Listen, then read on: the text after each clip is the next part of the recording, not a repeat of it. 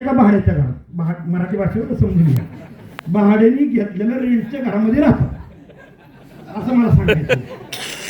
बरोबर ना. म्हणजे 95% लोकांच्या नीड कंप्लीट होत नाहीत, गरजा पूर्ण होत नाहीत.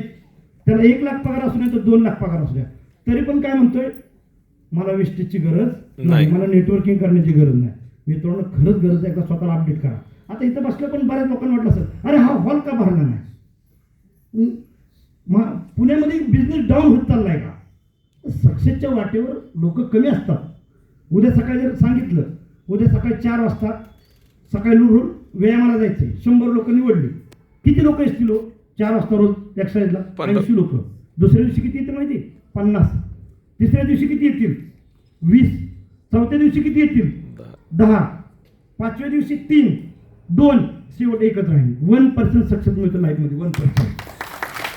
तुम्ही जर आज 100 लोक बिझनेसमध्ये आणले ना, तुम्ही ज्या वेळेला 10 लाखाची इन्कमला असताना त्या 100 मधला फक्त तुम्ही एकमेव असणार आहे. आणि नवीन टीम दरवेळेला तुमच्या बरोबर वेगवेगळी लोक असतील तुमच्या सक्सेसमध्ये. म्हणून एकच आहे की स्वतःला आपण अपडेट करू. बोलण्याचा वेळ माझा संपलेला आहे. थँक्यू, मला बोलण्याची संधी दिली.